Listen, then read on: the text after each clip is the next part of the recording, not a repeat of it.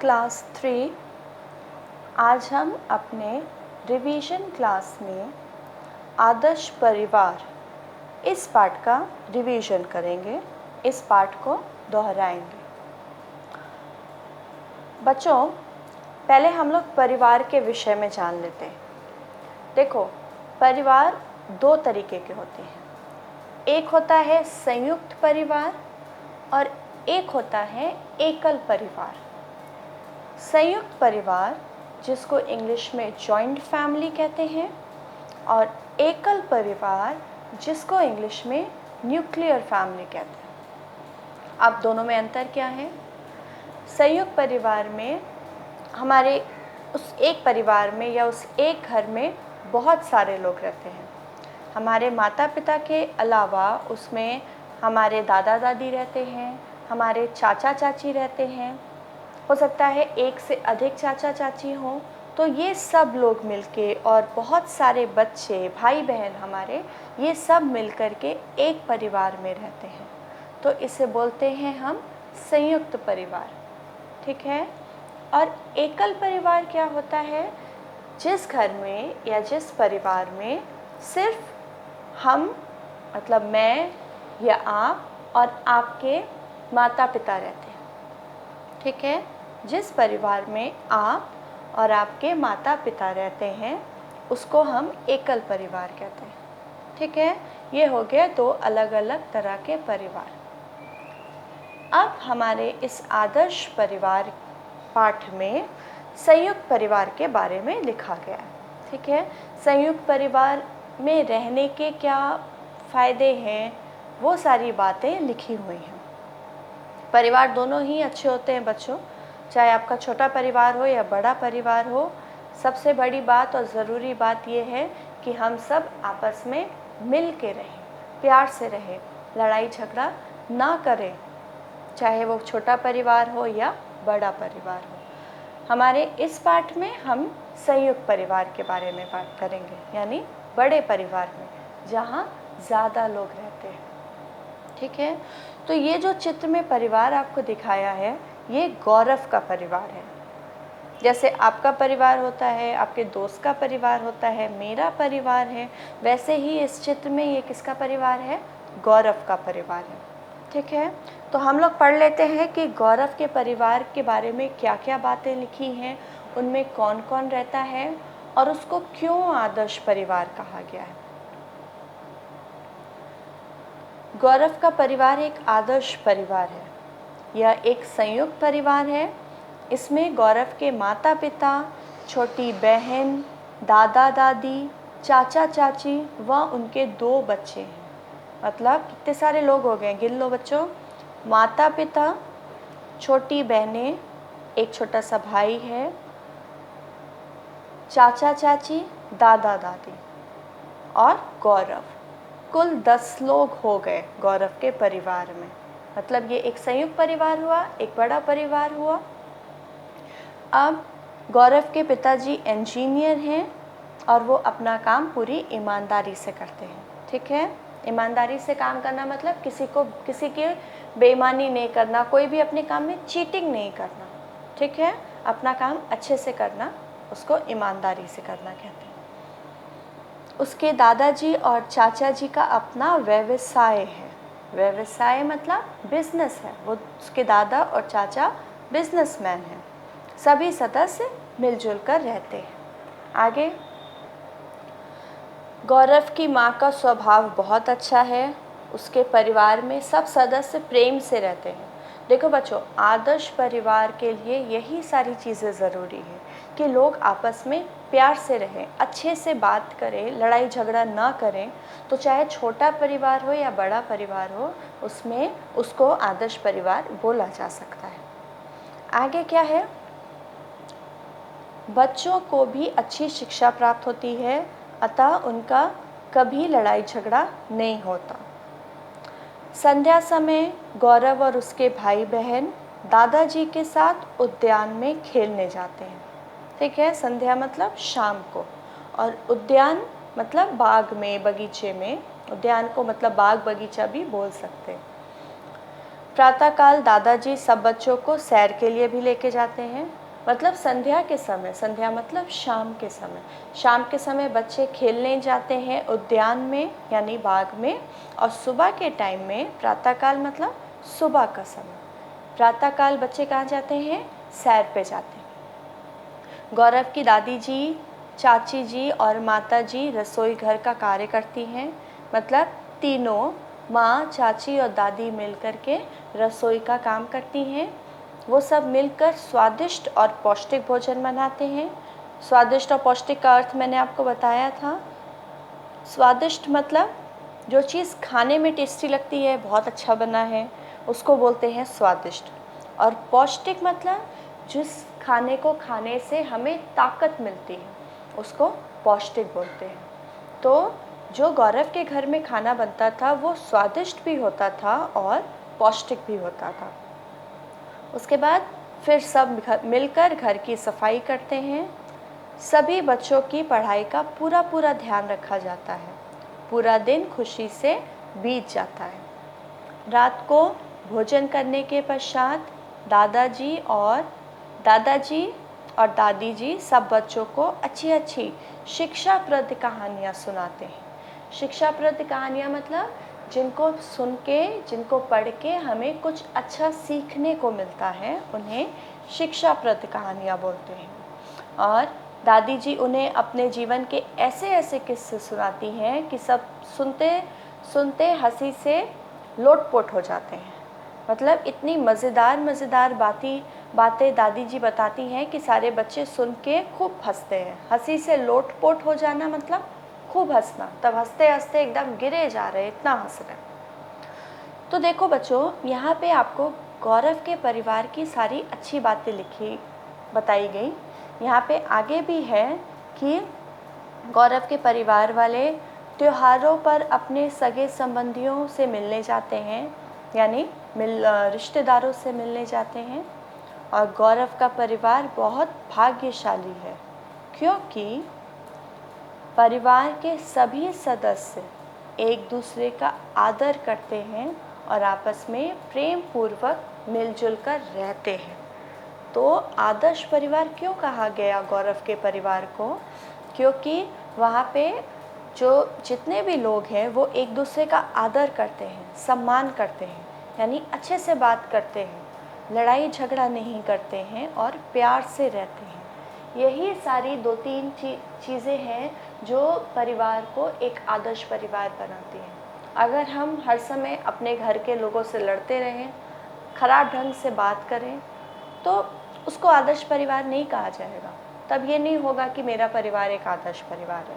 इसके विपरीत अगर हम आपस में मिलजुल कर रहे, एक दूसरे की सहायता करें, किसी को ज़रूरत है तो उसके पास जाएं, उससे मिलें, उससे बात करें, ये सारे काम जब होते हैं तब वो परिवार एक आदर्श परिवार होता है।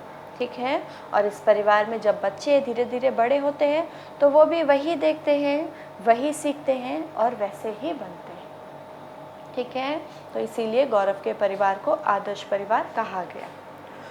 तो ये पार्ट तो हम लोग पहले भी पढ़ चुके थे, अब इसका हम लोग ने एक बार रिवीजन भी किया। अब आ जाते हैं हम अभ्यास पर। दीर्घ उत्तरीय प्रश्न से शुरू करते हैं बच्चों। दीर्घ उत्तरीय प्रश्न आपको पता है, जिन प्रश्नों के उत्तर थोड़े बड़े होते हैं, लंबे होते हैं, उनको हम लोग दीर्घ उत्तरीय प्रश्न कहते हैं। ठीक है। प्रश्न 1, संयुक्त परिवार में रहने के कोई 2 लाभ लिखिए। फिर से, संयुक्त परिवार में रहने के कोई 2 लाभ लिखिए। लाभ मतलब फ़ायदा। संयुक्त परिवार मतलब मैंने बताया बड़ा परिवार जहाँ पे ज़्यादा लोग रहते हैं। ऐसे परिवार में रहने के क्या क्या फ़ायदे हैं? बहुत सारे फ़ायदे हैं बच्चों, बहुत सारे फ़ायदे हैं। आपको 2 फ़ायदे के बारे में लिखने हैं। बहुत सारे फ़ायदे में अगर हम लोग कुछ उदाहरण लें तो जब भी कोई परिवार के ऊपर मुसीबत आएगी तो क्योंकि मेरे घर में इतने सारे लोग रहते हैं वो सारे लोग मिलकर उस मुसीबत का सामना करेंगे। अगर मान लो मेरे घर में कोई नहीं रहता, बस 2 लोग रहते हैं, माता पिता रहते हैं, तो जब मुसीबत आएगी तब उस मुसीबत का सामना करने के लिए कम लोग हो जाएंगे। जैसे मान लो आप अगर स्कूल में हो, अपने क्लास में हो, ठीक है, आपका कोई दोस्त नहीं है या आपका बस एक ही दोस्त है। क्लास में इतने सारे बच्चे हैं लेकिन आपका बस एक ही दोस्त है। तो अगर आप कभी किसी मुश्किल में पड़ जाओ, कोई आपको ज़रूरत पड़ जाए, तो आप क्या करोगे? उसे एक दोस्त के पास जाओगे, और अगर मान लो उस दिन वो दोस्त नहीं आया तो तब तो आपका कोई भी नहीं है, आपको अकेले ही देखना पड़ेगा।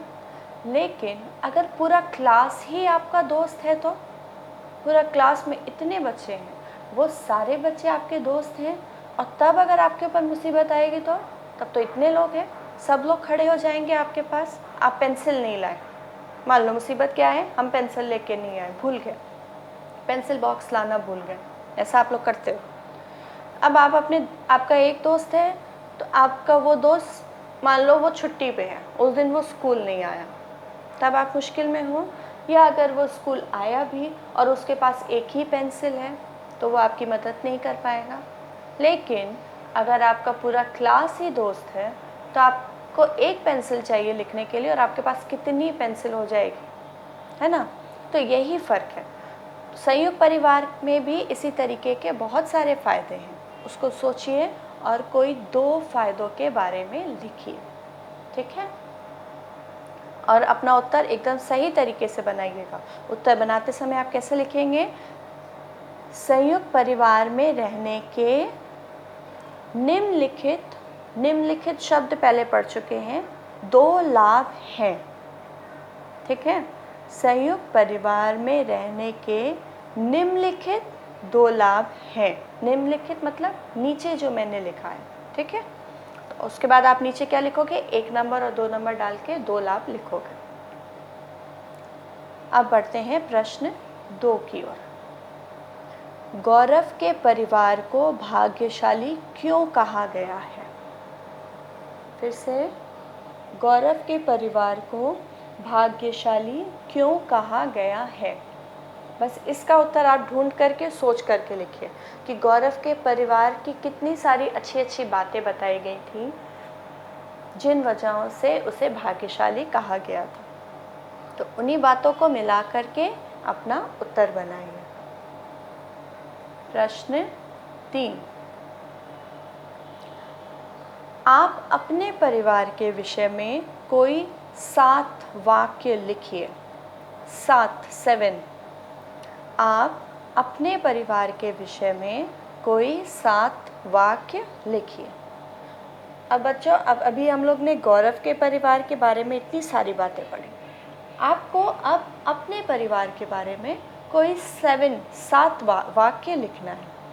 तो इसका उत्तर आप कैसे बनाएंगे? सबसे पहले उत्तर लिखते समय आप हेडिंग डालेंगे मेरा परिवार, ठीक है, ये हो गई हेडिंग। उसके नीचे 7 वाक्य शुरू करिएगा, जो भी आपको अपने परिवार के बारे में बातें लगती हैं वो लिखेंगे। सबसे पहले आप ये बताएंगे 1 नंबर पे कि आपका परिवार एक संयुक्त परिवार है कि एकल परिवार है, ठीक है? 1 नंबर पे यही होना चाहिए कि मेरा परिवार एक संयुक्त परिवार है या मेरा परिवार एकल परिवार है, ठीक है? उसके बाद नीचे हम अपने परिवार के बारे में बातें लिखेंगे। आगे बढ़ते हैं बच्चों लघु उत्तरीय प्रश्न की ओर। ख नंबर लघु उत्तरीय प्रश्न, इनका उत्तर थोड़ा लघु होगा, मतलब छोटा होगा। प्रश्न 1, गौरव के पिताजी एवं चाचा जी क्या करते थे? फिर से, गौरव के पिताजी एवं चाचा जी क्या करते थे? तो पहले पिताजी के बारे में पूछा गया है, तो हम लिखेंगे गौरव के पिताजी जो भी करते थे, उनका जो भी काम था वो लिखेंगे। फिर उनके चाचा जी के बारे में पूछा गया है, उसके बाद हम चाचा जी के बारे में लिखेंगे कि वो क्या करते थे, मतलब वो क्या काम करते थे, ठीक है? प्रश्न 2, गौरव के परिवार में कौन कौन रहता था? उसका परिवार कैसा था? इस एक प्रश्न में दो चीज़ें पूछी गई हैं, तो जो पहले पूछा गया है उसका उत्तर पहले देंगे और जो बाद में पूछा गया है उसका उत्तर बाद में दिया जाएगा। पहले पूछा गया है कि गौरव के परिवार में कौन कौन रहता था, तो हमें पता है, हम लोग ने अभी पढ़ा कि उसके परिवार में कौन कौन रहता था। उसका परिवार कैसा था? कैसा था मतलब छोटा परिवार था कि बड़ा परिवार था, संयुक्त परिवार था कि एकल परिवार था। ठीक है, तो ये तो आपको परिवार के सदस्यों से ही पता चल जाएगा। जब सदस्य ज़्यादा हो रहे हैं तो उसको कौन सा परिवार कहते हैं, और जब परिवार में सिर्फ माता पिता, मतलब हमारे साथ सिर्फ हमारे माता पिता रहते हैं, तो उसको कैसा परिवार कहते हैं। ठीक है। प्रश्न 3, संध्या समय बच्चे कहाँ जाते थे? अभी हम लोग ने पाठ में पढ़ा कि संध्या समय मतलब शाम के टाइम में बच्चे कहीं जाते थे, किसी के साथ कहीं जाते थे, सुबह के टाइम में कहीं जाते थे। तो इस प्रश्न में आपको संध्या के समय, संध्या मतलब बच्चों शाम का समय, शाम के समय संध्या समय में बच्चे कहाँ जाते थे वो लिखना है। अब प्रश्न 4,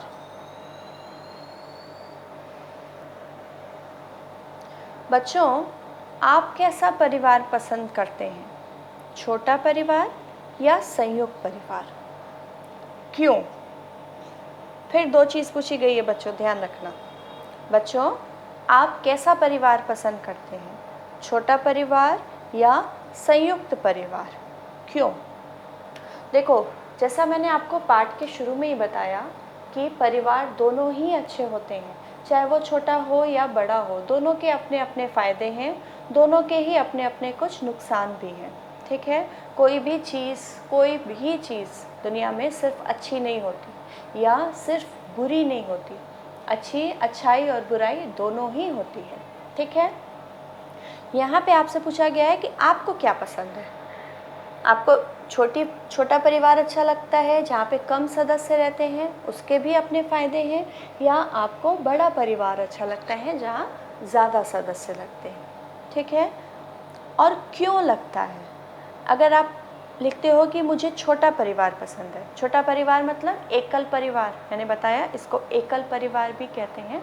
अगर आप लिखते हो कि मुझे एकल परिवार पसंद है, तो क्यों पसंद है वो आपको बताना होगा। और इसके विपरीत यदि आप लिखते हो कि मुझे संयुक्त परिवार पसंद है, तो वो संयुक्त परिवार आपको क्यों पसंद है वो भी बताना होगा। ठीक है, तो आप कैसा परिवार पसंद करते हैं, छोटा परिवार या संयुक्त परिवार? क्यों? इसका उत्तर लिखेंगे। अब आगे बढ़ते हैं। ग नंबर, नीचे दिए गए शब्दों के विपरीत अर्थ लिखिए। फिर से, नीचे दिए गए शब्दों के विपरीत अर्थ लिखिए। विपरीत मतलब विलोम, उल्टा। देखो, आपके पाठ में कुछ ऐसे शब्द आए हैं जिनके आपको विलोम शब्द लिखने हैं। ठीक है, ये जो शब्द हैं ये पाठ में से ही लिए हैं।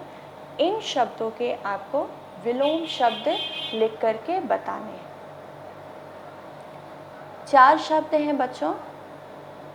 प्रातःकाल, प्रातःकाल मतलब सुबह का समय, लेकिन सुबह का विलोम होता है शाम।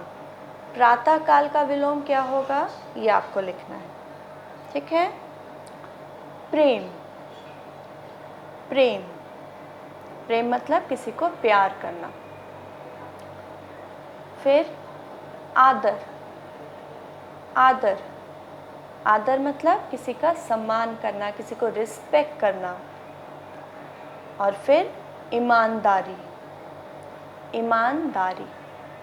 4 शब्द हैं, इनके आपको विलोम शब्द लिखने हैं। अब आ जाते हैं बच्चों घ नंबर पे। घ नंबर आपको मैं पढ़ के सुना रही हूँ, ध्यान से सुनिएगा और इसको हल करिएगा।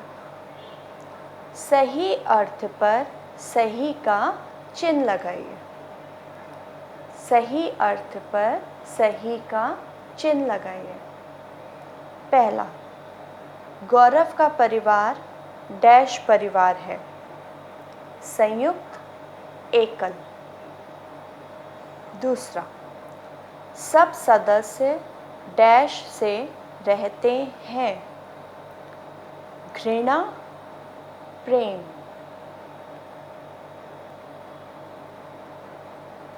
आदर्श, बाद में, उत्तम।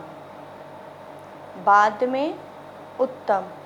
सही अर्थ पे सही का चिन्ह लगाना है। 4 नंबर, स्वभाव। अर्थ, आदत, बाग। आदत, बाग। 5 नंबर, आदर। आदर, स्वाद, सम्मान। स्वाद, सम्मान। और अंतिम में, गौरव के पिता डॉक्टर थे। गौरव के पिता डॉक्टर थे। हाँ, नहीं। बस बच्चों, इन सभी अभ्यासों को पूरा करेंगे। आदर्श परिवार का पाठ फिर से पढ़ेंगे और इस बात को ध्यान में रखेंगे कि हमें अपने घर वालों से, अपने परिवार में, चाहे वो संयुक्त परिवार हो या एकल परिवार हो, मिलजुल करके प्यार से रहना है। Good day.